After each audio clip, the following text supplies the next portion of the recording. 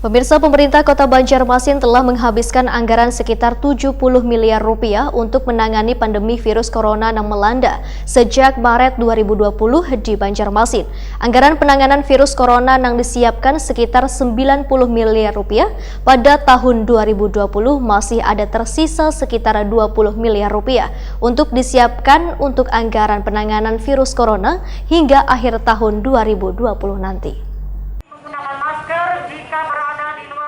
Pemerintah Kota Banjarmasin telah menghabiskan anggaran sekitar 70 miliar rupiah untuk menangani pandemi virus corona yang melanda sejak Maret 2020 di Banjarmasin. Anggaran penanganan virus corona yang disiapkan sekitar 90 miliar rupiah tersebut pada tahun 2020. Kepala Badan Keuangan Daerah Banjarmasin, Subhan Nur Yaumil Wahitaqoni Prima TV tengah hari Senin 9 November 2020 memadahkan pencairan anggaran penanganan virus corona yang paling tinggi ada di dua instansi, yaitu Badan Penanggulangan Bencana Daerah dan Dinas Kesehatan Banjarmasin. Menurut Subhan Nur Yaumil, kedua instansi ini benar-benar fokus dalam penanganan virus corona yang mematikan ini dengan anggaran sebesar 40 miliar rupiah untuk BPBD dan sebesar 30 miliar rupiah untuk Dinas Kesehatan. Namun dari anggaran yang disediakan untuk dua instansi tersebut masih ada tersisa sekitar 20 miliar rupiah untuk disiapkan dalam anggaran penanganan virus corona hingga akhir tahun 2020 nanti.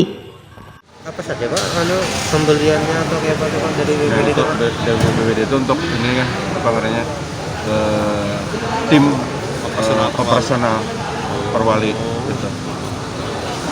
Kalau yang dan untuk anu juga penyemprotan ada juga nih kan di BPBD. Nah kalau untuk alat kesehatan dan lain sebagainya itu di Dinas Kesehatan. Pak, sisanya Pak? Sisanya itu kan kita alokasikan penganggarannya aja sekian. Nah kalau memang sudah cukup itu ya kita perlu minta lagi nih kan.